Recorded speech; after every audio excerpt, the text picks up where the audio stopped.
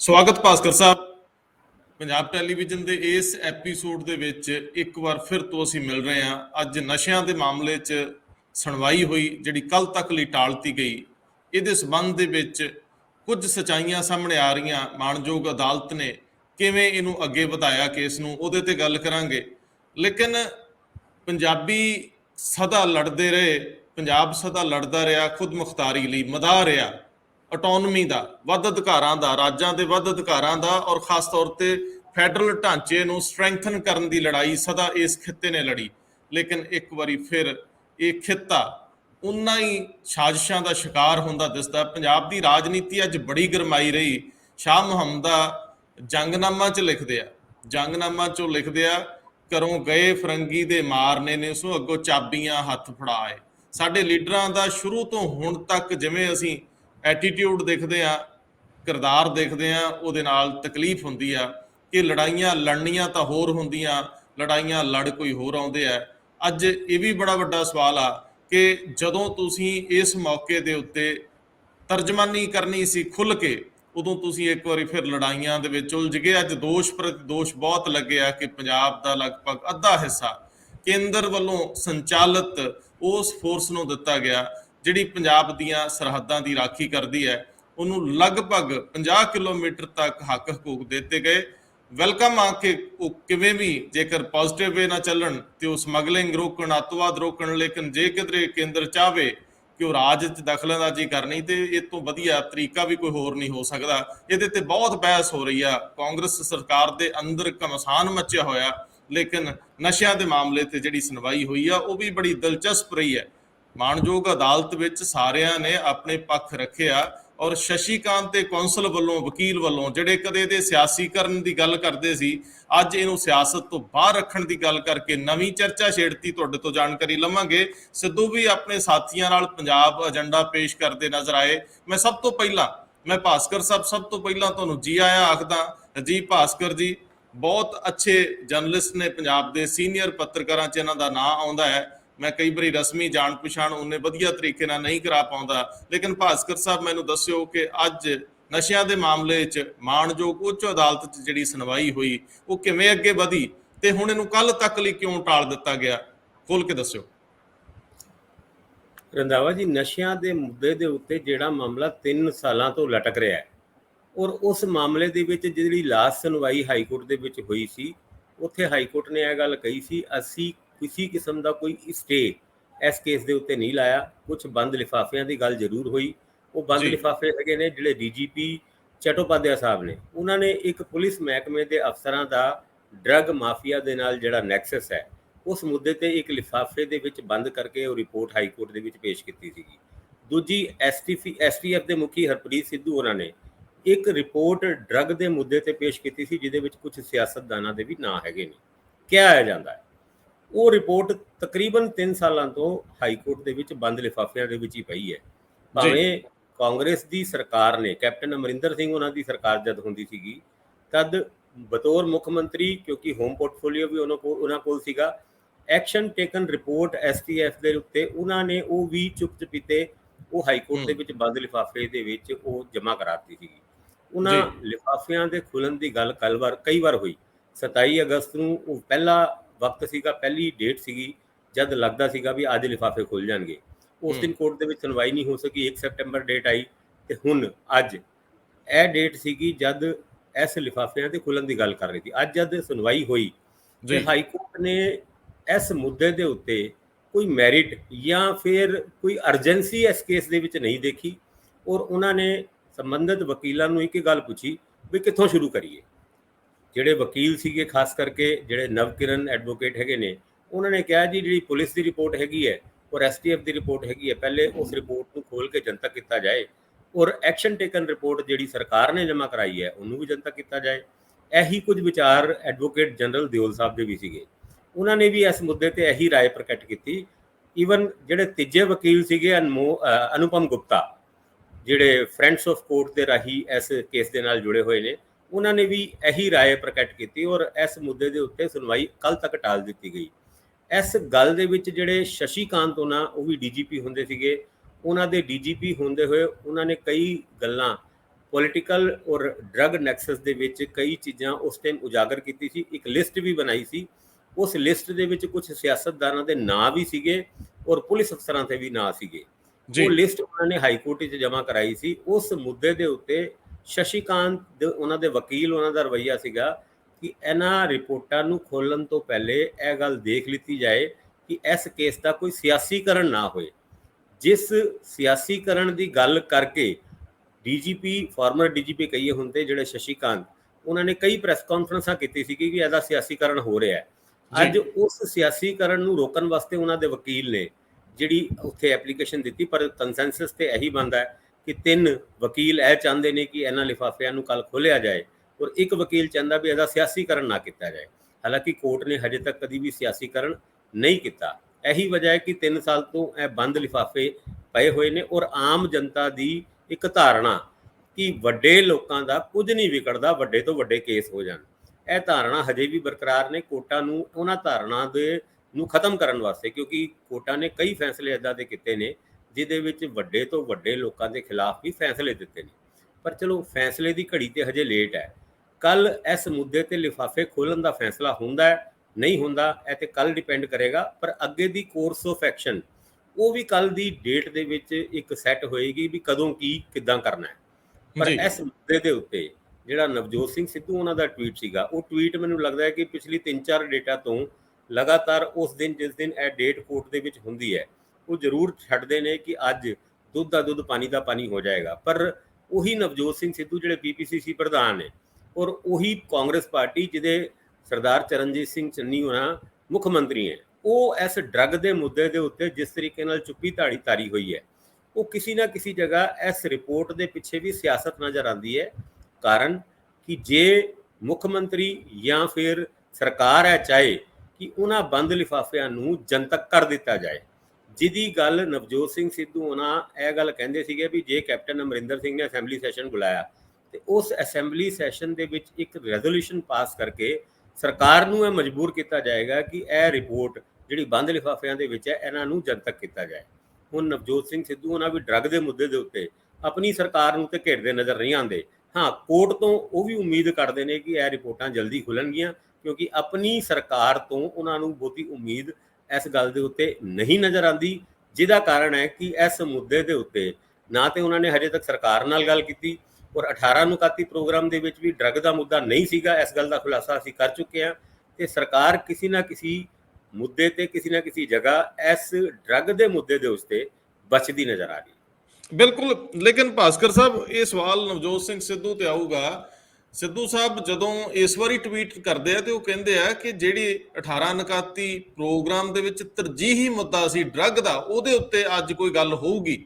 ਮੈਂ ਸਿੱਧੂ ਸਾਹਿਬ ਨੂੰ ਸਿੱਧਾ ਸਵਾਲ ਕਰਦਾ ਕਿ ਉਹ ਜਾਂ ਤਾਂ 18 ਨੁਕਾਤੀ ਪ੍ਰੋਗਰਾਮ ਤੋਂ ਅਣਜਾਣ ਨੇ ਜਾਂ ਜਿਹੜੀ ਸਾਡੇ ਕੋਲ ਲਿਸਟ ਉਹ ਗਲਤ ਆ। ਉਹ ਜੇ ਤਾਂ 18 ਨੁਕਾਤੀ ਪ੍ਰੋਗਰਾਮ ਦੇ ਅੰਤਰਗਤ ਨਸ਼ੇ ਨੂੰ ਐਡਰੈਸ ਕੀਤਾ ਕਾਂਗਰਸ ਦੀ ਹਾਈ ਕਮਾਂਡ ਨੇ ਔਰ ਜਿਹੜੀ ਲਿਸਟ ਸੌਂਪੀ ਆ ਖੜਗੇ ਵਾਲੀ ਕਮੇਟੀ ਨੇ ਕੈਪਟਨ ਅਮਰਿੰਦਰ ਸਿੰਘ ਨੂੰ, ਜਾਂ ਤੇ ਸਾਡੇ ਕੋਲ ਗਲਤ ਆ ਜਾਂ ਸਿੱਧੂ ਸਾਹਿਬ ਕੋਲ ਗਲਤ ਇਨਫੋਰਮੇਸ਼ਨ ਆ, ਚੈੱਕ ਕਰ ਲੈਣ ਕ੍ਰਾਸ। ਦੂਜੀ ਗੱਲ ਇਹ ਆ ਕਿ ਨਵਜੋਤ ਸਿੰਘ ਸਿੱਧੂ ਉਸ ਕਾਂਗਰਸ ਪਾਰਟੀ ਦੇ ਪ੍ਰਦੇਸ਼ ਪ੍ਰਧਾਨ ਨੇ ਜਿਹਦੀ ਸਰਕਾਰ ਪੂਰਨ ਬਹੁਮਤ ਨਾਲ ਸਟੇਟ ਦੇ ਵਿੱਚ ਆ। ਜਦੋਂ ਕਿਸੇ ਵੀ ਅਦਾਲਤ ਨੇ, ਮਾਣਯੋਗ ਅਦਾਲਤ ਨੇ ਜਦੋਂ ਕੋਈ ਰੋਕ ਨਹੀਂ ਲਾਈ, ਸਟੇ ਨਹੀਂ ਕੀਤਾ, ਤਾਂ ਤੁਹਾਨੂੰ ਕੌਣ ਰੋਕਦਾ ਹੈ? ਤੁਸੀਂ ਜਿਨ੍ਹਾਂ ਕੇਸਾਂ ਦਾ ਸਿਆਸੀਕਰਨ ਕਰ ਰਹੇ ਹੋ, ਜਿਨ੍ਹਾਂ ਦਾ ਤੁਸੀਂ ਬਾਈ ਨੇਮ ਗੱਲ ਕਰ ਰਹੇ ਹੋ, ਤੁਸੀਂ ਉਹਨਾਂ ਸਾਰੇ ਮਾਮਲਿਆਂ ਦੇ ਵਿੱਚ ਇੱਕ ਜਾਂਚ ਕਰਾ ਲਓ। ਤੁਹਾਨੂੰ ਕੌਣ ਕਹਿੰਦਾ ਕਿ ਤੁਸੀਂ ਉਹ ਜਿਹੜੇ ਤੱਥ ਤੁਸੀਂ ਦੇ ਰਹੇ ਹੋ ਬਾਰ-ਬਾਰ, ਉਹਨਾਂ ਨੂੰ ਤੁਸੀਂ ਇਨਵੈਸਟੀਗੇਟ ਕਰਵਾਉਣ ਤੋਂ ਤੁਹਾਨੂੰ ਰੋਕ ਕੌਣ ਰਿਹਾ? ਤੁਹਾਡੀ ਆਪਣੀ ਮਸ਼ੀਨਰੀ ਆ, ਤੁਸੀਂ ਇਨਵੈਸਟੀਗੇਟ ਕਰਾਓ, ਫੇਰ ਕਰਾਓ। ਹਰ ਚੀਜ਼ ਜਿਹੜੀ ਆ ਉਹ ਕੈਮਰਿਆਂ ਦੇ ਸਾਹਮਣੇ ਟਰਾਂਸਪੇਰੈਂਸੀ ਨਾਲ ਲਿਆਓ। ਲੇਕਿਨ ਇੰਜ ਨਹੀਂ ਕਿ ਅਦਾਲਤੀ ਪ੍ਰਕਿਰਿਆ ਤੋਂ ਪਹਿਲਾਂ ਤੁਸੀਂ ਆਪਣਾ ਕੋਈ ਬਿਆਨ ਦਿੰਦੇ ਹੋ ਤੇ ਉਹ ਇੱਕ ਤਰ੍ਹਾਂ ਨਾਲ ਅਦਾਲਤੀ ਪ੍ਰਕਿਰਿਆ ਦੇ ਵਿੱਚ ਦਖਲ ਵਾਂਗ ਵੀ ਵੇਖਿਆ ਜਾਂਦਾ। ਇਹਨੂੰ ਸਿਆਸੀਕਰਨ ਵੀ ਮੰਨ ਲਿਆ ਜਾਂਦਾ ਹੈ ਕਿ ਅਸੀਂ ਜਾਣੇ ਅਣਜਾਣੇ ਦੇ ਵਿੱਚ ਕੇਸਾਂ 'ਚ ਦਖਲਅੰਦਾਜ਼ੀ ਕਰਕੇ ਉਹਨਾਂ ਦੀ ਜਿਹੜੀ ਸਪੀਡ ਆ ਉਹਨੂੰ ਉਲਟ ਦਿਸ਼ਾ 'ਚ ਤਾਂ ਨਹੀਂ ਕਰ ਰਹੇ। ਇਹ ਬਹੁਤ ਵੱਡੇ ਸਵਾਲ ਆ, ਪਰ ਕੌਣ ਪੁੱਛਦਾ ਇੱਥੇ ਕਿਸੇ ਨੂੰ? ਜੇ ਸਰਕਾਰਾਂ ਚਾਹਣ ਤਾਂ ਜਿਵੇਂ ਮਰਜ਼ੀ ਅੱਗੇ ਚੱਲ ਲੈਣ। ਇੱਕ ਸਵਾਲ ਸ਼ਸ਼ੀਕਾਂਤ ਜੀ ਨੂੰ ਵੀ ਉਹਨਾਂ ਨੇ ਪਤਾ ਨਹੀਂ ਕਿੰਨੀ ਕੁ ਪ੍ਰੈਸ ਕਾਨਫਰੰਸ ਕੀਤੀ, ਕਿੰਨਾ ਕੁਝ ਕੀਤਾ, ਔਰ ਇਹ ਮਾਮਲੇ ਉਦੋਂ ਵੀ ਧਿਆਨ 'ਚ ਲਿਆਂਦੇ ਕਿ ਬਾਦਲ ਸਾਹਿਬ ਨੂੰ ਮੈਂ ਚਿੱਠੀ ਲਿਖੀ ਆ ਜਿਨ੍ਹਾਂ 'ਚ ਸਿਆਸੀ ਲੋਕਾਂ ਦੇ ਨਾਂ ਨੇ ਜਿਹੜੇ ਨਸ਼ਿਆਂ 'ਚ ਮੁਲਵਸ ਨੇ। ਬਾਅਦ ਦੇ ਵਿੱਚ ਨਾ ਤਾਂ ਉਹਨਾਂ ਚਿੱਠੀ ਜਨਤਕ ਕੀਤੀ, ਨਾ ਬਾਦਲ ਸਾਹਿਬ ਨੇ ਚੁੱਪ ਤੋੜੀ। ਪਰ ਜੇ ਹੁਣ ਅਦਾਲਤ ਦੇ ਵਿੱਚ ਗੱਲ ਹੈ ਹੀ ਆ ਤਾਂ ਹੁਣ ਕਿਉਂ ਕਹਿੰਦੇ ਹੋ ਸਿਆਸੀਕਰਨ ਨਾ ਹੋਵੇ? ਹੋਣ ਦਿਓ, ਜੋ ਵੀ ਹੁੰਦਾ ਹੋਣ ਦਿਓ। ਘੱਟੋ ਘੱਟ ਨੰਗੇ ਤਾਂ ਹੋ ਜਾਣ ਸਾਰੇ, ਜਿਹਦੇ ਵਿੱਚ ਅਸੀਂ ਸਾਰੇ ਹੀ ਸ਼ਾਮਲ ਹੈ ਕਿ ਕਿੱਥੇ ਕਿੱਥੇ ਕਿੰਨਾ ਪੱਧਰਾਂ ਦੇ ਉੱਤੇ ਨਸ਼ੇ ਦੀ ਗੱਲ ਨੂੰ ਲੈ ਕੇ ਗੱਲ ਤੁਰਦੀ ਰਹੀ। ਮੈਂ ਭਾਸਕਰ ਸਾਹਿਬ ਬਹੁਤ ਦੁੱਖ ਮਹਿਸੂਸ ਕਰਦਾ ਹਾਂ, ਤਕਲੀਫ ਮਹਿਸੂਸ ਕਰਦਾ ਹਾਂ ਜਦੋਂ ਅੱਜ ਇੱਕ ਨਵੀਂ ਜੁੱਧ ਛਿੜ ਗਈ, ਇੱਕ ਨਵੀਂ ਜੰਗ ਛਿੜ ਗਈ, ਜਿਹਦੇ ਵਿੱਚ ਸੁਨੀਲ ਜਾਖੜ ਦੇਰ ਜੇ ਕੁੱਦਦੇ ਆ ਹੁਣ ਤੋਂ 2 ਘੰਟੇ ਪਹਿਲਾਂ। ਉਹ ਕਹਿੰਦੇ ਆ ਜੀ ਸਾਡੇ ਮੁੱਖ ਮੰਤਰੀ ਨੇ ਸਹਿਮਤੀ ਦੇ ਕੇ ਪੰਜਾਬ ਨਾਲ ਚੰਗਾ ਨਹੀਂ ਕੀਤਾ। ਉਹ ਬੜਾ ਸਖਤ ਟਵੀਟ ਕਰਦੇ ਆ। ਇਸੇ ਤਰੀਕੇ ਨਾਲ ਬਾਕੀ ਸਾਰੀਆਂ ਪਾਰਟੀਆਂ ਵੀ ਕਹਿ ਰਹੀਆਂ, ਜਦੋਂ ਇਹ ਕਿਹਾ ਜਾ ਰਿਹਾ ਕਿ ਬਾਰਡਰ ਦੇ ਨਾਲ ਲੱਗਦੇ 50 ਕਿਲੋਮੀਟਰ ਦੇ ਦਾਇਰੇ 'ਚ ਹੁਣ BSF ਨੂੰ ਅਖਤਿਆਰ ਹੋਊਗਾ, ਉਹਦੇ ਅਧਿਕਾਰ ਖੇਤਰ 'ਚ ਹੋਣਗੇ ਏਰੀਆਜ਼, ਉਹ ਜਿੱਥੇ ਮਰਜ਼ੀ ਛਾਪੇਮਾਰੀ ਕਰਨ, ਜਿੱਥੋਂ ਤਲਾਸ਼ੀ ਲੈਣ, ਜਿੱਥੋਂ ਮਰਜ਼ੀ ਪੁੱਛਗਿੱਛ ਕਰਨ। ਸੋ ਪੁਲਿਸ ਤੇ ਸਮਾਨਾਂਤਰ ਤੁਹਾਡੇ ਕੋਲ ਇੱਕ ਹੋਰ ਫੋਰਸ ਜਿਹਨੂੰ ਕੇਂਦਰ ਸੰਚਾਲਿਤ ਕਰਦਾ ਹੈ, ਉਹਦੇ ਕੋਲ ਇਹ ਹੱਕ ਹਕੂਕ ਹੋਣ ਦਾ ਮਤਲਬ ਹੈ ਪੰਜਾਬ ਦਾ ਲਗਭਗ ਅੱਧਾ ਏਰੀਆ ਕੇਂਦਰ ਸਿੱਧੇ ਤੌਰ ਤੇ ਜਿੱਥੇ ਚਾਹਵੇ ਦਖਲ ਦੇ ਸਕਦਾ। ਤੁਸੀਂ ਆਟੋਨਮੀ ਲਈ ਲੜਦੇ ਰਹੇ। ਅਕਾਲੀ ਦਲ ਦਾ ਇਤਿਹਾਸ ਹੀ ਫੈਡਰਲ ਢਾਂਚੇ ਨੂੰ ਸਟਰੈਂਥਨ ਕਰਨ ਵੱਲ ਲੱਗਿਆ ਰਿਹਾ ਔਰ ਮੋਰਚਿਆਂ ਦੀ ਰਾਜਨੀਤੀ ਹੁੰਦੀ ਰਹੀ। ਅੱਜ ਜਦੋਂ ਇਹ ਵਾਪਰ ਗਿਆ ਤੇ ਕਟਹਿਰੇ 'ਚ ਚੰਨੀ ਨੂੰ ਖੜਾ ਕਰ ਰਿਹਾ ਲੋਕ ਪੰਜਾਬ ਦੇ ਮੁੱਖ ਮੰਤਰੀ ਨੂੰ ਕਿ ਤੁਸੀਂ ਗ੍ਰਹਿ ਮੰਤਰੀ ਨੂੰ ਸਹਿਮਤੀ ਦੇ ਕੇ ਆਏ ਹੋ। ਇਹ ਸਾਰੇ ਹੀ ਆਪਣੇ ਆਪਣੇ ਬਿਆਨਾਂ 'ਚ ਕਹਿ ਰਹੇ ਆ। ਹੁਣ ਮੁੱਖ ਮੰਤਰੀ ਸਾਹਿਬ ਨੂੰ ਇਹ ਗੱਲ ਕਲੀਅਰ ਕਰਨੀ ਪਊਗੀ ਕਿ ਕਿਸ ਪੱਧਰ ਤੇ ਸਰਕਾਰ ਨਾਲ ਚਿੱਠੀ ਪੱਤਰ ਹੋਇਆ ਜਾਂ ਸਹਿਮਤੀ ਬਣੀ। ਉਹ ਇਸ ਹੁਣ ਤੱਕ ਜਦੋਂ ਤੱਕ ਅਸੀਂ ਇਹ ਪ੍ਰੋਗਰਾਮ ਕਰ ਰਹੇ ਹਾਂ ਅਜੇ ਤੱਕ ਉਹ ਸਾਹਮਣੇ ਨਹੀਂ ਆਏ, ਪਰ ਹੋ ਹੱਲਾ ਬਹੁਤ ਮੱਚਿਆ। ਖੋਲ ਕੇ ਦੱਸਿਓ ਜ਼ਰਾ ਇਹ ਸਾਰੇ ਮਾਮਲੇ ਨੂੰ। ਇੱਕ ਵੱਡੀ ਅਖਬਾਰ ਨੇ ਇਹਨੂੰ ਅੰਕੜਿਆਂ ਸਮੇਤ ਨਸ਼ਰ ਵੀ ਕੀਤਾ, ਜਿਹਦੇ 'ਚ ਈਵਨ ਸਕੁਅਰ ਮੀਟਰ ਤੱਕ ਦੇ ਏਰੀਆ ਨੂੰ ਦੱਸਿਆ ਗਿਆ ਕਿ ਕਿੰਨਾ ਪੰਜਾਬ ਦਾ ਏਰੀਆ ਉਹਦੇ 'ਚ ਸ਼ਾਮਲ ਹੋ ਜਾਂਦਾ ਇੰਜ ਕਰਨਾ। ਰੰਧਾਵਾ ਜੀ, ਪੰਜਾਬ ਦੇ ਨਾਲ ਪੰਜਾਬ ਦੇ ਹਿੱਤਾਂ ਦੀ ਰੱਖਿਆ ਕਰਨ ਦੇ ਉੱਤੇ ਪੰਜਾਬ ਦੇ ਲੀਡਰਾਂ ਨੇ ਹਮੇਸ਼ਾ ਪੰਜਾਬ ਨਾਲ ਧੋਖਾ ਹੀ ਕੀਤਾ ਹੈ। ਤੁਹਾਨੂੰ ਯਾਦ ਹੋਏਗਾ ਜਦ ਹਿੰਦੁਸਤਾਨ ਆਜ਼ਾਦ ਹੋਇਆ ਸੀਗਾ ਤਦ ਵੀ ਇੱਕ ਮੰਗ ਉੱਠੀ ਸੀ ਕਿ ਪੰਜਾਬ ਨੂੰ ਪੂਰਨ ਤਰੀਕੇ ਨਾਲ ਆਟੋਨੋਮੀ ਦਿੱਤੀ ਜਾਏ, ਔਰ ਉਹ ਮੰਗ ਤਕਨੀਕੀ ਤੌਰ ਤੇ ਮੰਨ ਵੀ ਲਈ ਗਈ ਸੀ। ਪਰ ਉਸ ਤੋਂ ਬਾਅਦ ਜਦ 1967 ਦੇ ਵਿੱਚ ਪੰਜਾਬ ਡਿਵਾਈਡ ਹੁੰਦਾ ਹੈ ਤੇ ਪੰਜਾਬ ਜਿੰਨਾ ਕੁ ਵੱਡਾ ਸੂਬਾ ਸੀਗਾ ਉਹ ਸੂਬੀ ਦੇ ਵਿੱਚ ਤਬਦੀਲ ਕੀਤਾ ਜਾਂਦਾ ਹੈ। ਮੰਗ ਉਹੀ ਬਰਕਰਾਰ ਰਹਿੰਦੀ ਹੈ ਕਿ ਜਿਹੜਾ ਪੰਜਾਬ ਨੂੰ ਪੰਜਾਬੀ ਬੋਲਦੇ ਏਰੀਏ ਦੇ ਕੇ ਇੱਕ ਫੁੱਲ ਆਟੋਨੋਮੀ ਦਿੱਤੀ ਜਾਏ। ਇਸ ਮੁੱਦੇ ਤੇ ਅਸੀਂ ਤਕਰੀਬਨ 10 ਸਾਲ ਤੱਕ, ਦਹਾਕੇ ਤੱਕ ਅੱਤਵਾਦ ਵੀ ਝੇਲਦੇ ਹਾਂ। ਉਸ ਤੋਂ ਬਾਅਦ ਵੀ ਉਹ ਮੁੱਦੇ ਉੱਥੇ ਦੇ ਉੱਥੇ ਖੜੇ ਰਹਿੰਦੇ ਨੇ, ਭਾਵੇਂ ਉਹ ਜਿਹੜਾ ਲੋਂਗੋਵਾਲ ਸਮਝੌਤਾ, ਰਾਜੀਵ ਗਾਂਧੀ ਦਿਵੰਗਤ ਨੇਤਾ ਸਾਡੇ ਪ੍ਰਧਾਨ ਮੰਤਰੀ, ਉਹਨਾਂ ਦੇ ਨਾਲ ਇੱਕ ਸਮਝੌਤਾ ਵੀ ਹੋਇਆ ਸੀ। ਉਸ ਸਮਝੌਤੇ ਦੇ ਉੱਤੇ ਵੀ ਅੱਜ ਤੱਕ ਕੋਈ ਡਕਾ ਨਹੀਂ ਤੋੜਿਆ ਗਿਆ। ਪਰ ਅੱਜ ਜਿੱਥੇ ਖੜੇ ਆ, ਪੰਜਾਬ ਜਿਹੜਾ ਸੂਬੀ ਬਣ ਚੁੱਕਿਆ ਹੈ, ਉਸ ਸੂਬੀ ਦੇ ਵਿੱਚ ਵੀ ਕੇਂਦਰ ਸਰਕਾਰ ਦਾ ਇੰਟਰਵੈਂਸ਼ਨ ਪਹਿਲੇ ਭਾਵੇਂ ਖੇਤੀਬਾੜੀ ਕਾਨੂੰਨਾਂ ਦੇ ਰਾਹੀਂ ਹੋਣ, ਕਿਉਂਕਿ ਖੇਤੀ ਸਟੇਟ ਦਾ ਸਬਜੈਕਟ ਹੁੰਦਾ ਹੈ। ਇਸ ਮੁੱਦੇ ਤੇ ਸੁਪਰੀਮ ਕੋਰਟ ਦੇ ਵਿੱਚ ਬਹਿਸ ਵੀ ਚੱਲੀ ਹੈ ਕਿ ਖੇਤੀ ਸੂਬੇ ਦਾ ਮੁੱਦਾ ਹੁੰਦਾ ਹੈ, ਸੂਬੇ ਦਾ ਸਬਜੈਕਟ ਹੈਗਾ। ਇਸ ਮੁੱਦੇ ਦੇ ਉੱਤੇ ਕੇਂਦਰ ਕੋਈ ਕਾਨੂੰਨ ਨਹੀਂ ਬਣਾ ਸਕਦਾ, ਪਰ ਕੇਂਦਰ ਕਹਿੰਦੇ ਨੇ ਅਸੀਂ ਤੇ ਕਾਰਪੋਰੇਟ ਵਾਸਤੇ ਕਾਨੂੰਨ ਬਣਾਇਆ, ਖੇਤੀਬਾੜੀ ਵਾਸਤੇ ਤੇ ਕੋਈ ਕਾਨੂੰਨ ਹੀ ਨਹੀਂ ਬਣਾਇਆ। ਇੱਦਾਂ ਹੀ ਸਿਕਿਉਰਿਟੀ ਯਾਨੀ ਹੋਮ ਅਫੇਅਰਸ, ਉਹ ਵੀ ਇੱਕ ਸਟੇਟ ਦਾ ਸਬਜੈਕਟ ਹੁੰਦਾ ਹੈ। ਯਾਨੀ ਸੂਬੇ ਦੇ ਵਿੱਚ ਇੰਟਰਨਲ ਸਿਕਿਉਰਿਟੀ ਉਹ ਸੂਬੇ ਦਾ ਕੰਮ ਹੈਗਾ ਦੇਖਣਾ। ਪਰ ਕਿਉਂਕਿ ਪੰਜਾਬ ਬਾਰਡਰ ਸਟੇਟ ਹੈ, 5-15 ਕਿਲੋਮੀਟਰ ਤੱਕ BSF ਦਾ ਰਾਜ ਜਾਂ BSF ਦੀ ਇੰਟਰਵੈਂਸ਼ਨ ਪਹਿਲੇ ਵੀ ਸੀਗੀ। ਔਰ ਅਕਸਰ ਭਾਵੇਂ ਅਕਾਲੀ ਸਰਕਾਰ ਹੋਏ, ਤੁਹਾਨੂੰ ਯਾਦ ਹੋਏਗਾ ਜਦ ਡਰੱਗ ਦਾ ਮੁੱਦਾ ਪੰਜਾਬ ਦੀ ਸਿਆਸਤ ਦੇ ਵਿੱਚ ਉਛਲ ਕੇ ਉੱਤੇ ਆਇਆ ਸੀਗਾ, ਤਦ ਜਿਹੜੇ Sukhbir Singh Badal deputy chief minister ਔਰ ਹੋਮ ਮਿਨਿਸਟਰ ਹੁੰਦੇ ਸੀਗੇ, ਉਹਨਾਂ ਨੇ ਕਿਹਾ ਸੀ ਵੀ BSF ਦੀ ਨਲਾਇਕੀ ਹੈਗੀ ਹੈ, BSF ਰਿਸਪੌਂਸੀਬਲ ਹੈਗਾ ਪੰਜਾਬ ਦੇ ਵਿੱਚ ਨਸ਼ਿਆਂ ਵਾਸਤੇ, ਕਿਉਂਕਿ ਜਿਹੜਾ ਪਾਕਿਸਤਾਨ ਤੋਂ BSF ਦੇ ਏਰੀਏ ਦੇ ਰਾਹੀਂ ਜਿਹੜਾ ਡਰੱਗ ਆਉਂਦੀ ਹੈ ਉਹਦੇ ਕਰਕੇ ਪੰਜਾਬ ਦੇ ਵਿੱਚ ਡਰੱਗ ਫੈਲਿਆ। ਇਸ ਮੁੱਦੇ ਤੇ ਸਿਆਸੀ ਬਹਿਸ ਤੇ ਹੋਈ ਪਰ ਸਿੱਟਾ ਕੋਈ ਨਹੀਂ ਨਿਕਲਿਆ। ਨਹੀਂ, ਉਦੋਂ ਸ਼ਾਇਦ ਉਦੋਂ ਸਰਕਾਰ 'ਚ ਹੁੰਦੇ ਆ ਇਹਨਾਂ ਨੇ ਧਰਨਾ ਵੀ ਦਿੱਤਾ ਸੀ ਅਟਾਰੀ ਬਾਰਡਰ ਦੇ ਆਸ-ਪਾਸ ਕਿਸੇ, ਤੁਹਾਨੂੰ ਯਾਦ ਹੋਣਾ।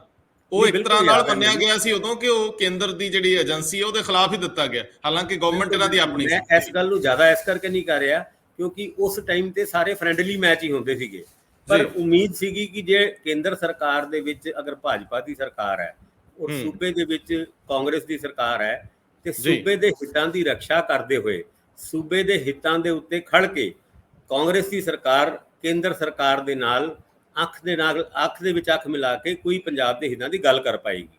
ਪਰ ਹੋਇਆ ਕਿ ਪਿਛਲੇ ਦਿਨੋਂ 2 ਕੁ ਗੇੜੇ ਬਤੌਰ ਮੁੱਖ ਮੰਤਰੀ ਵੀ ਔਰ ਮੁੱਖ ਮੰਤਰੀ ਤੇ ਲੈਣ ਤੋਂ ਬਾਅਦ ਵੀ ਅਮਿਤ ਸ਼ਾਹ ਦੇ ਨਾਲ ਮੁਲਾਕਾਤ ਦੇ ਕੈਪਟਨ ਅਮਰਿੰਦਰ ਸਿੰਘ ਉਹਨਾਂ ਦੇ ਹੋਏ, ਉਹਦੇ ਵਿੱਚ ਜੀ ਵੀ ਸਿਕਿਉਰਿਟੀ ਦਾ ਮੁੱਦਾ ਚੱਕਿਆ ਗਿਆ। ਡਰੋਨ ਜਿਹੜੇ ਪਾਕਿਸਤਾਨ ਤੋਂ ਆ ਰਹੇ ਨੇ, ਉਹ ਜੀ ਡਰੋਨ ਕਿੱਦਾਂ ਗਿਰਾਏ ਜਾਣ, ਕੇਂਦਰ ਸਰਕਾਰ ਉਹਦੇ ਵਿੱਚ ਕਿੱਦਾਂ ਮਦਦ ਕਰ ਸਕਦੀ ਹੈ। ਚਲੋ ਮੁੱਦੇ ਉਹ ਠੀਕ ਸੀਗੇ, ਪਰ ਉਹਨਾਂ ਮੁੱਦਿਆਂ ਦਾ ਹੱਲ ਕਿਸੇ ਵੀ ਜਗ੍ਹਾ ਇਹ ਨਹੀਂ ਸੀਗਾ ਕਿ ਤੁਸੀਂ 50 ਕਿਲੋਮੀਟਰ ਦਾ ਬਾਰਡਰ ਦੇ ਨਾਲ ਦਾ ਏਰੀਆ BSF ਦੇ ਹਵਾਲੇ ਕਰ ਦਿਓ। ਇਹ ਜਿਹੜਾ BSF ਦੇ ਹਵਾਲੇ ਜਦ ਕੀਤਾ ਗਿਆ, ਉਸ ਆਰਡਰ ਦੇ ਵਿੱਚ, ਉਸ ਨੋਟੀਫਿਕੇਸ਼ਨ ਦੇ ਵਿੱਚ ਡਰੋਨ ਦਾ ਬਹੁਤਾ ਜ਼ਿਕਰ ਨਹੀਂ ਹੈਗਾ, ਪਰ ਇਹ ਜ਼ਰੂਰ ਕਿਹਾ ਗਿਆ ਹੈ ਕਿ ਭਾਵੇਂ ਉਹ ਵੈਸਟ ਬੰਗਾਲ ਹੋਏ, ਭਾਵੇਂ ਉਹ ਪੰਜਾਬ ਹੋਏ, ਭਾਵੇਂ ਉਹ ਰਾਜਸਥਾਨ ਹੋਏ, ਜ਼ਿਕਰ ਤੇ ਗੁਜਰਾਤ ਦਾ ਤੇ ਅਸਾਮ ਦਾ ਵੀ ਹੋਇਆ ਉਹਦੇ ਵਿੱਚ, ਪਰ 50 ਕਿਲੋਮੀਟਰ ਦਾ ਏਰੀਆ ਜਿਹੜਾ ਪੰਜਾਬ ਹੁਣ ਸੂਬਾ ਤੋਂ ਸੂਬੀ ਬਣ ਚੁੱਕਿਆ ਹੈ, ਅਗਰ ਇਹ ਆਰਡਰ ਇੰਪਲੀਮੈਂਟ ਹੁੰਦਾ ਹੈ, ਨੋਟੀਫਿਕੇਸ਼ਨ ਇੰਪਲੀਮੈਂਟ ਹੁੰਦਾ ਹੈ, ਤੇ ਤੁਸੀਂ ਇਹ ਮੰਨ ਸਕਦੇ ਹੋ ਕਿ ਅੱਧੇ ਤੋਂ ਵੱਧ ਪੰਜਾਬ ਹੁਣ BSF ਦੇ ਹਵਾਲੇ ਪੇਸ਼ ਕੀਤਾ ਗਿਆ, BSF ਦੇ ਹਵਾਲੇ ਕਰ ਦਿੱਤਾ ਗਿਆ।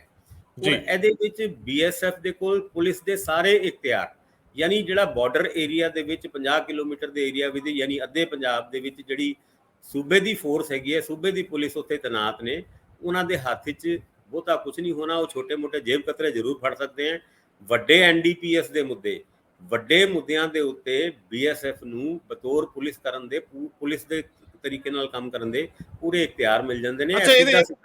ਸਿੱਧਾ ਪੰਜਾਬ ਦੇ ਹਿੱਤਾਂ ਦੇ ਵਿੱਚ ਇੰਟਰਵੈਂਸ਼ਨ ਹੈਗਾ। ਇਹਦੇ ਚ ਮੈਂ ਤੁਹਾਡੇ ਤੋਂ ਇਹ ਵੀ ਜਾਣਕਾਰੀ ਲੈਣਾ ਚਾਹੂੰਗਾ, ਹਾਲਾਂਕਿ ਜਿਹੜਾ ਸਿਆਸੀ ਹਮਲੇ ਹੋ ਰਹੇ ਆ ਉਹਦੇ ਚ ਇੱਕ ਸਿੱਧੂ ਦੇ ਪੁਰਾਣੇ ਸਲਾਹਕਾਰ ਮਾਲਵਿੰਦਰ ਸਿੰਘ ਮਾਲੀ ਨੇ, ਉਹ ਲਿਖਦੇ ਆ, ਸਦਕੇ ਜਾਈਏ ਚੰਨੀ ਦੀ ਸਾਦਗੀ ਦੇ, ਅੱਖ ਦੇ ਫੋਰ ਵਿੱਚ ਹੀ ਅੱਧਾ ਪੰਜਾਬ ਕੇਂਦਰ ਸਰਕਾਰ ਦੇ ਅਰਧ ਸੈਨਿਕ ਬਲ BSF ਦੇ ਹਵਾਲੇ ਕਰ ਆਇਆ। ਦਿੱਲੀ ਦਰਬਾਰ 'ਚ ਜਾ ਕੇ ਕੈਪਟਨ ਦੀ ਸੋਚ ਤੋਂ 2 ਰੱਤੀਆਂ ਅੱਗੇ ਹੋਣ ਦੀ ਸ਼ਾਦੀ ਭਰੀ। ਇਹਦੇ ਵਿੱਚ ਉਹਨਾਂ ਦੇ ਚੰਨੀ ਸਾਹਿਬ ਦੀ ਜਿਹੜੇ ਉਹ ਕੇਂਦਰ 'ਚ ਗਏ ਸੀਗੇ, ਉਹ ਨਾਲ ਟਵੀਟ ਹੈ ਜਾਂ ਉਹਨਾਂ ਦੀ ਕੋਈ ਪੋਸਟ ਹੈ ਉਹ ਵੀ ਸ਼ੇਅਰ ਕਰ ਦਿੰਦੇ ਆ। ਇਹ ਚੰਨੀ ਸਾਹਿਬ ਨੇ ਆਪਣੇ ਮੁੱਖ ਮੰਤਰੀ ਸਾਹਿਬ ਨੇ ਆਪਣੇ ਪੇਜ ਦੇ ਉੱਤੋਂ 5 ਅਕਤੂਬਰ ਨੂੰ ਕੀਤੀ ਸੀਗੀ, ਜਿਸ 'ਚ ਕਹਿੰਦੇ ਪਹਿਲਾਂ ਤਾਂ ਉਹਨਾਂ ਨੇ ਅਮਿਤ ਸ਼ਾਹ ਜੀ ਨਾਲ ਮੁਲਾਕਾਤ ਦੀ ਗੱਲ ਕੀਤੀ, ਲੇਕਿਨ ਦੂਜੇ ਪਹਿਰੇ 'ਚ ਉਹਨਾਂ ਲਿਖਿਆ ਸੀ ਕਿ ਪੰਜਾਬ ਵਿੱਚ ਸਰਹੱਦ ਪਾਰੋਂ ਨਸ਼ਿਆਂ ਤੇ ਹਥਿਆਰਾਂ ਦੀ ਨਾਜਾਇਜ਼ ਤਸਕਰੀ ਰੋਕਣ ਲਈ ਅਮਿਤ ਸ਼ਾਹ ਜੀ ਨੂੰ ਪੰਜਾਬ ਨਾਲ ਲੱਗਦੀਆਂ ਸਰਹੱਦਾਂ ਸੀਲ ਕਰਨ ਦੀ ਅਪੀਲ ਵੀ ਕੀਤੀ, ਤਾਂ ਜੋ ਨਸ਼ਿਆਂ ਦੀ ਸਪਲਾਈ ਦਾ ਲੱਕ ਤੋੜਿਆ ਜਾ ਸਕੇ। ਇਹ ਮਾਲਵਿੰਦਰ ਸਿੰਘ ਮਾਲੀ ਟੈਗ ਕਰ ਰਹੇ ਇਸ ਚੀਜ਼ ਨੂੰ। ਇਸੇ ਤਰ੍ਹਾਂ ਜਿਹੜਾ ਸੁਨੀਲ ਜਾਖੜ ਨੇ ਵੀ ਗੱਲ ਕੀਤੀ ਹੈ। ਹੁਣ ਮੈਂ ਤੁਹਾਡੇ ਤੋਂ ਜਿਹੜੀ ਗੱਲ ਜਾਣਨਾ ਚਾਹੁੰਦਾ ਹੈ ਕਿ BSF ਦੇ ਅਖਤਿਆਰ ਦੇ ਵਿੱਚ ਕੀ ਹੋਊਗਾ? ਕੀ ਸਿਰਫ ਤੇ ਸਿਰਫ ਟੈਰਰਿਜ਼ਮ ਨਾਲ ਸੰਬੰਧਿਤ ਜਾਂ ਨਸ਼ਿਆਂ ਨਾਲ ਸੰਬੰਧਿਤ ਮੈਟਰ ਹੀ ਉਹ ਇਨਵੈਸਟੀਗੇਟ ਕਰਨਗੇ ਜਾਂ ਉਹਨਾਂ ਦੀ ਸਰਚ ਕਰ ਸਕਣਗੇ, ਜਾਂ ਉਹਨਾਂ ਨੂੰ ਆਮ ਮਾਮਲਿਆਂ ਦੇ ਵਿੱਚ ਵੀ ਦਖਲ ਦੇਣ ਦਾ ਹੱਕ ਹੋਊਗਾ? ਜੇ ਤੁਸੀਂ 50 ਕਿਲੋਮੀਟਰ ਤੇ ਅਖਤਿਆਰ ਦਿੱਤੇ ਤਾਂ ਸਪੈਸੀਫਾਈ ਤਾਂ ਕੀਤਾ ਹੋਊ ਜਾਂ ਕੀਤਾ ਜਾਊਗਾ ਕਿ ਇਹਦੇ ਵਿੱਚ ਉਹਨਾਂ ਕੋਲ ਅਖਤਿਆਰ ਸੀਮਤ ਰਹਿਣਗੇ ਜਾਂ ਖੁੱਲਾ ਹੱਥ ਹੋਊਗਾ? ਰੰਧਾਵਾ ਜੀ, ਨਾਰਮਲ ਪ੍ਰੈਕਟਿਸ ਇਹ ਹੁੰਦੀ ਹੈ ਕਿ ਭਾਵੇਂ BSF ਹਜੇ ਵੀ ਇੰਟਰਵੀਨ ਕਰ ਸਕਦੀ ਸੀ, ਪਰ ਉਹਨਾਂ ਨੂੰ ਜਿਹੜੀ ਡਿਸਟ੍ਰਿਕਟ ਦੀ ਪੁਲਿਸ ਹੈਗੀ ਹੈ, ਲੋਕਲ ਪੁਲਿਸ ਹੈਗੀ ਹੈ, ਉਹਨਾਂ ਨੂੰ ਕੌਨਫੀਡੈਂਸ ਵਿੱਚ ਲੈਣਾ ਪੈਂਦਾ ਸੀਗਾ। ਔਰ ਉਹ ਲੋਕਲ ਪੁਲਿਸ, ਯਾਨੀ ਅਗਰ ਕੋਈ ਡਰੱਗ ਫੜੀ ਹੈ ਔਰ ਪਤਾ ਚੱਲਿਆ ਕਿ BSF ਦੇ 15 ਕਿਲੋਮੀਟਰ ਤੋਂ ਬਾਹਰ ਡਰੱਗ ਨਿਕਲ ਚੁੱਕੀ ਹੈ, ਤੇ ਉਹ ਲੋਕਲ ਪੁਲਿਸ ਨੂੰ ਇਨਫੋਰਮ ਕਰਦੇ ਸੀਗੇ ਔਰ ਉਹ ਦੱਸਦੇ ਸੀਗੇ ਵੀ ਇੱਥੇ ਇਹ ਜਿਹੜੀ ਡਰੱਗ ਹੈਗੀ ਇੱਥੇ ਜਾ ਸਕਦੀ ਹੈ, ਇੱਥੇ ਤੁਸੀਂ ਰੇਡ ਪਾਓ। ਹੁਣ ਉਹਨਾਂ ਨੂੰ ਲੋਕਲ ਪੁਲਿਸ ਨੂੰ ਕੌਨਫੀਡੈਂਸ ਵਿੱਚ ਲੈਣ ਦੀ ਕੋਈ ਲੋੜ ਨਹੀਂ। BSF ਆਪ ਦੀ ਮਰਜ਼ੀ ਨਾਲ 50 ਕਿਲੋਮੀਟਰ ਯਾਨੀ ਅੱਧੇ ਪੰਜਾਬ ਦੇ ਵਿੱਚ ਜਦੋਂ ਮਰਜ਼ੀ ਜਿੱਦਾਂ ਮਰਜ਼ੀ ਰੇਡ ਪਾ ਸਕਦੀ ਹੈ। ਔਰ ਉਹਦੇ ਵਿੱਚ ਪੋਲੀਟੀਕਲ ਵੈਂਡੇਟਾ ਦੀ ਗੱਲ ਸੂਬੇ ਦੇ ਵਿੱਚ ਤੇ ਹੁੰਦੀ ਹੈ, ਪਰ ਜਦ ਕਦੀ ਰੇਡ BSF ਨੇ ਪਾਈ ਤੇ ਤੁਹਾਨੂੰ ਪਤਾ ਹੈ ਕਿ ਬੰਦਾ ਗਲਤ ਹੋਏ ਸਹੀ ਹੋਏ, ਉਸ ਤੋਂ ਬਾਅਦ ਉਹਦੀ ਸੁਣਵਾਈ ਕਿਸੇ ਜਗ੍ਹਾ ਨਹੀਂ, ਕਿਉਂਕਿ ਸੂਬੇ ਦੇ ਵਿੱਚ ਅਗਰ ਤੁਸੀਂ ਪੋਲੀਟੀਕਲ ਵੈਂਡੇਟਾ ਨੂੰ ਵੀ ਚਲਾਉਣਾ ਹੈ ਤੇ ਇਹਦੇ ਰਾਹੀਂ ਤੁਸੀਂ ਪੋਲੀਟੀਕਲ ਵੈਂਡੇਟਾ ਨੂੰ ਵੀ ਚਲਾ ਸਕਦੇ ਹੋ।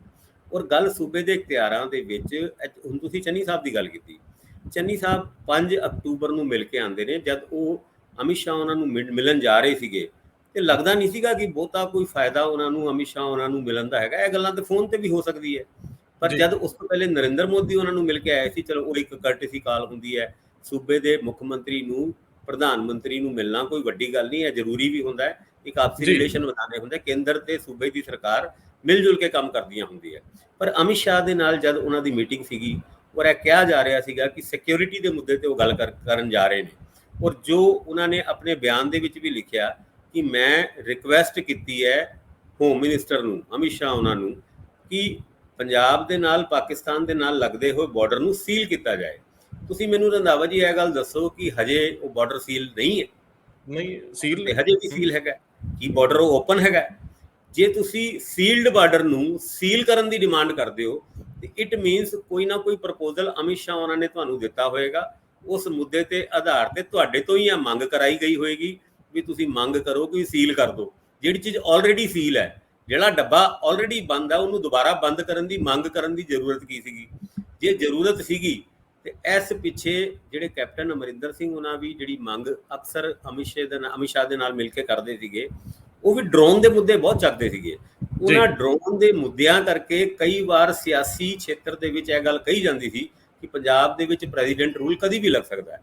ਇੱਕ ਤਰੀਕੇ ਨਾਲ ਅਗਰ 50 ਕਿਲੋਮੀਟਰ ਦਾ ਏਰੀਆ BSF ਦੇ ਅੰਡਰ ਆ ਜਾਂਦਾ ਹੈ ਤੇ ਅੱਧੇ ਪੰਜਾਬ ਦੇ ਵਿੱਚ ਤੇ ਕੇਂਦਰ ਦਾ ਸ਼ਾਸਨ ਹੀ ਚੱਲਣਾ ਹੈ, ਕਿਉਂਕਿ ਜਿਹੜਾ ਹੋਮ ਅਫੇਅਰਸ ਹੁੰਦਾ ਹੈ ਜਾਂ ਫੋਰਸਿਸ ਜਾਂ law and order the issue ਹੁੰਦਾ ਹੈ, ਜੇ BSF ਦੇ ਹੱਥੋਂ ਅੱਧਾ ਪੰਜਾਬ ਆ ਗਿਆ, ਜਿੱਦਾਂ ਹੁਣ ਦਿੱਲੀ ਦੀ ਗੱਲ ਹੀ ਕਰੀਏ, ਦਿੱਲੀ ਦੇ ਵਿੱਚ ਕੇਜਰੀਵਾਲ ਦੀ ਸਰਕਾਰ ਜ਼ਰੂਰ ਹੈ ਪਰ ਪੁਲਿਸ ਉਹਨਾਂ ਦੇ ਅੰਡਰ ਨਹੀਂ ਹੈਗਾ। ਉਹ ਯੂਨੀਅਨ ਟੈਰੀਟਰੀ ਜਾਂ ਛੋਟਾ ਸੂਬਾ ਹੋਣ ਦੀ ਖਾਤਰ ਉਹ ਜਿਹੜੀ ਪੁਲਿਸ ਹੈਗੀ ਹੈ ਦਿੱਲੀ ਪੁਲਿਸ, ਉਹ ਕੇਂਦਰ ਦੇ ਹੱਥ 'ਚ ਹੈਗੀ ਹੈ। ਇੱਦਾਂ ਹੀ ਪੰਜਾਬ ਦੇ ਵਿੱਚ ਅੱਧਾ ਪੰਜਾਬ ਹੁਣ ਪੰਜਾਬ ਦੇ ਹੱਥੋਂ law and order the situation ਨਿਕਲ ਜਾਏਗੀ। ਜੇ ਤੁਸੀਂ ਮੁੱਖ ਮੰਤਰੀ ਨੂੰ ਘੇਰਨ ਦੀ ਕੋਸ਼ਿਸ਼ ਕਰੋਗੇ ਲਾਅ ਐਂਡ ਆਰਡਰ ਦੇ ਮੁੱਦੇ ਤੇ ਮੁੱਖ ਮੰਤਰੀ ਕਹੇਗਾ ਮੈਂ ਕੀ ਕਰਾਂ, ਉਹ ਤੇ BSF ਦੇ ਹੱਥ 'ਚ ਹੈ। BSF ਦਾ ਕੰਮ ਹੈਗਾ border security force. Border security force ਉਹ 15 ਕਿਲੋਮੀਟਰ ਤੱਕ ਤੇ ਠੀਕ ਹੈ, ਕਿਉਂਕਿ ਬਾਰਡਰ ਤੋਂ 15 ਕਿਲੋਮੀਟਰ ਏਰੀਆ ਦੇ ਵਿੱਚ ਜਿਹੜੀ ਸਰਵੇਲੈਂਸ ਹੈਗੀ ਹੈ, ਜਿਹੜੀ ਡਰੱਗ ਫੜਨੀ ਹੈ, ਜੇ 15 ਕਿਲੋਮੀਟਰ ਦਾ ਏਰੀਆ ਟੱਪ ਕੇ ਤੁਸੀਂ ਇਹ ਦੇਖੋ ਕਿ ਗੁਜਰਾਤ ਦੇ ਵਿੱਚ ਇਹ ਪਹਿਲੇ 80 ਕਿਲੋਮੀਟਰ ਦੀ ਰੇਂਜ ਹੁੰਦੀ ਸੀਗੀ, ਉੱਥੇ ਚਲੋ ਮੋਦੀ ਉਹਨਾਂ ਦੀ ਸਰਕਾਰ ਸੀਗੀ, ਉਹਨੂੰ ਘਟਾ ਕੇ 50 ਕਿਲੋਮੀਟਰ ਕੀਤਾ ਗਿਆ। ਵੈਸਟ ਬੰਗਾਲ ਜਿੱਥੇ ਮਮਤਾ ਬੈਨਰਜੀ ਉਹਨਾਂ ਹਿੱਕ ਤੇ ਗੋਡਾ ਰੱਖ ਕੇ ਕਹੀਏ ਜਾਂ ਜਿੱਦਾਂ ਵੀ ਕਹੀਏ ਉਹ ਜਿੱਤ ਕੇ ਆਈ ਹੈ, ਉੱਥੇ ਵੀ ਇਹ ਨਵੇਂ ਰੂਲ ਇੰਪਲੀਮੈਂਟ ਹੋ। ਕਈ ਸੂਬਿਆਂ ਦੇ ਵਿੱਚ ਹੁਣ ਇਨਡਾਇਰੈਕਟਲੀ BSF ਦਾ ਰਾਜ ਹੋਏਗਾ, ਤਕਰੀਬਨ ਅੱਧੇ ਸੂਬੇ ਦੇ ਵਿੱਚ। ਨਹੀਂ ਠੀਕ ਹੈ ਜੀ, ਬਿਲਕੁਲ ਤੁਹਾਡੀ ਗੱਲ ਠੀਕ ਹੈ, ਲੇਕਿਨ ਇੱਥੇ ਭਾਵਨਾ ਵੀ ਦੇਖਣੀ ਪਊਗੀ ਕਿ ਆਖਰ ਜਦੋਂ ਅਖਤਿਆਰ ਹੁੰਦੇ ਆ ਤੇ ਅਖਤਿਆਰ ਕਿਸ ਸੀਮਾ ਤੱਕ ਹੁੰਦੇ ਆ, ਲਿਮਿਟ ਕੀ ਇਹਨਾਂ ਦੀ, ਔਰ ਇਹਦੇ ਵਿੱਚ ਸਪੈਸੀਫਾਈ ਕੀਤਾ ਜਾਂਦਾ ਕਿ ਨਹੀਂ ਕਿ ਕਿੰਨਾ ਖੇਤਰਾਂ ਦੇ ਵਿੱਚ ਹੀ ਤੁਸੀਂ ਦਖਲ ਦੇ ਸਕਦੇ ਹੋ, ਕਿੰਨਾ ਮਾਮਲਿਆਂ 'ਚ ਦਖਲ ਦੇ ਸਕਦੇ ਹੋ। ਇਹ ਬਹੁਤ ਕੱਲ ਨੋਟੀਫਿਕੇਸ਼ਨ ਜਿਹੜੀ ਹੋਈ ਹੈ ਉਹਦੇ ਵਿੱਚ ਸਾਫ਼ ਤੌਰ ਤੇ ਇਹ ਗੱਲ ਲਿਖੀ ਗਈ ਹੈ। ਤੁਸੀਂ ਇਹ ਦੇਖੋ 12 ਤਰੀਕ ਨੂੰ ਇਹ ਨੋਟੀਫਿਕੇਸ਼ਨ ਹੋ ਰਹੀ ਹੈ, ਅੱਜ 13 ਤਰੀਕ ਹੋ ਗਈ। 13 ਤਰੀਕ ਨੂੰ ਤਕਰੀਬਨ 4-5 ਵਜੇ ਇਹ ਰੋਲਾ ਪੈਂਦਾ ਹੈ, ਔਰ ਰੋਲਾ ਵੀ ਤਾਂ ਪੈਂਦਾ ਹੈ ਜਦ ਸੁਨੀਲ ਜਾਖੜ ਹੋਣਾ ਜਿਹੜੇ ਮੁੱਖ ਮੰਤਰੀ ਚੰਨੀ ਉਹਨਾਂ ਦੇ ਉੱਤੇ ਉਂਗਲ ਚੱਕਦੇ ਨੇ ਕਿ ਵੀ ਅੱਧਾ ਦੀ ਆਟੋਨੋਮੀ ਹੁਣ ਹੋਰ ਚਾਹੀਦੀ ਹੈ ਤੁਹਾਨੂੰ ਆਟੋਨੋਮੀ। ਤੁਸੀਂ ਕੇਂਦਰ ਸਰਕਾਰ ਨੂੰ ਹੋਮ ਮਿਨਿਸਟਰ ਨੂੰ ਮਿਲਣ ਗਏ ਸੀ, ਮਿਲ ਕੇ ਤੁਸੀਂ ਮੰਗ ਲਿਆ ਉਹਨਾਂ ਕੋਲੋਂ ਕਿ ਤੁਸੀਂ ਬਾਰਡਰ ਨੂੰ ਸੀਲ ਕਰੋ, ਕਰਤੇ ਸੀਲ ਉਹਨਾਂ ਨੇ। ਤੁਹਾਡੇ ਬਾਰਡਰ ਨਹੀਂ ਸੀਲ ਕੀਤੇ, 50 ਕਿਲੋਮੀਟਰ ਤੱਕ ਦਾ ਏਰੀਆ ਸੀਲ ਕਰਤਾ। ਇਹਦੇ ਨਾਲ ਹੋ ਸਕਦਾ ਹੈ ਪੰਜਾਬ ਦੇ ਵਿੱਚ ਜਿਹੜੇ ਡਰੱਗ ਦੇ ਮੁੱਦੇ ਦੇ ਹੈਗੇ ਹੈ ਜਾਂ ਹੋਰ ਜੋ ਨੈਸ਼ਨਲ ਸਿਕਿਉਰਿਟੀ ਦੇ ਮੁੱਦੇ ਹੈਗੇ ਹੈ, ਉਹਨਾਂ ਮੁੱਦਿਆਂ ਦੇ ਉੱਤੇ ਕੋਈ ਨਾ ਕੋਈ ਸਕਸੈਸ ਕੇਂਦਰ ਸਰਕਾਰ ਨੂੰ ਮਿਲੇ।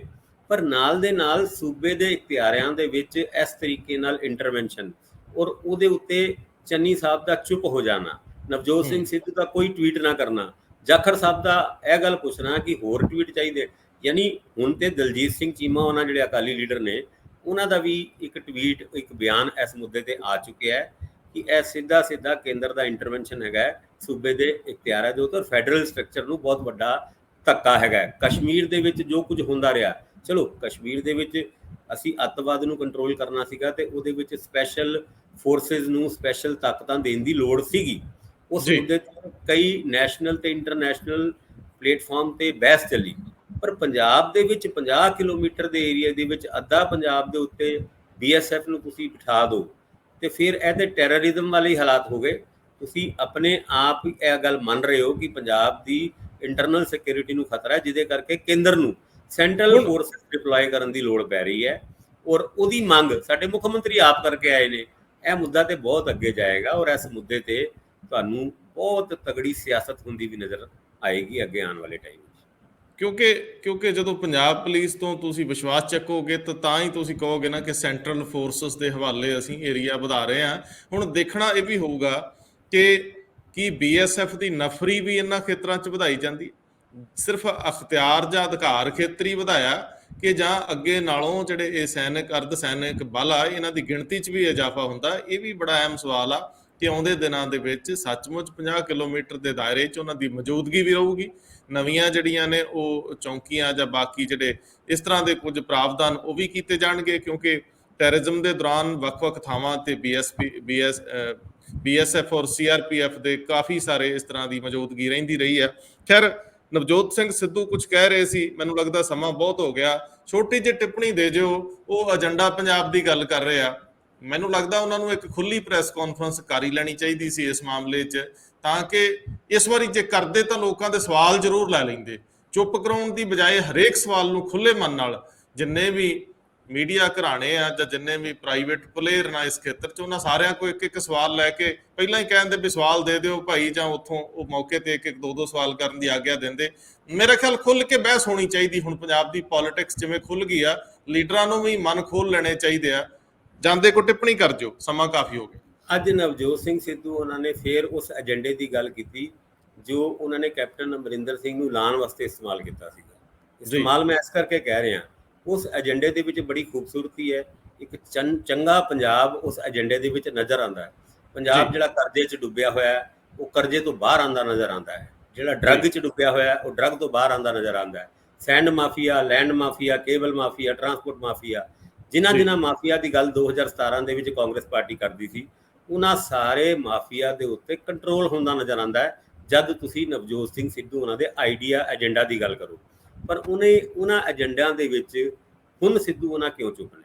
ਪਹਿਲੇ ਉਹਨਾਂ ਨੇ ਇੱਕ ਗੱਲ ਕੀਤੀ ਸੀ, ਸਿਸਟਮ ਮੈਨੂੰ ਇਹ ਨਹੀਂ ਕਰਨ ਦਿੰਦਾ, ਸਿਸਟਮ ਕਹਿੰਦਾ ਨਹੀਂ, ਸਿਸਟਮ ਕਹਿੰਦਾ ਨਹੀਂ।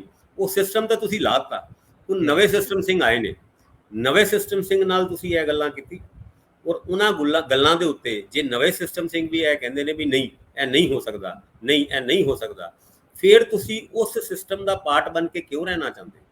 ਜੇ ਤੁਹਾਨੂੰ ਲੱਗਦਾ ਹੈ ਕਿ ਨਵਾਂ ਸਿਸਟਮ ਵੀ ਤੁਹਾਡੇ ਪੁਰਾਣੇ ਸਿਸਟਮ ਵਰਗਾ ਹੀ ਹੈਗਾ, ਤੇ ਇਹਨਾਂ ਮੁੱਦਿਆਂ ਨੂੰ ਤੁਸੀਂ ਪੰਜਾਬ ਦੇ ਹਿੱਤਾਂ ਦੀ ਗੱਲ ਕਰਦੇ ਹੋ, ਕਰੋ, ਚੰਗੀ ਗੱਲ ਹੈਗੀ ਹੈ।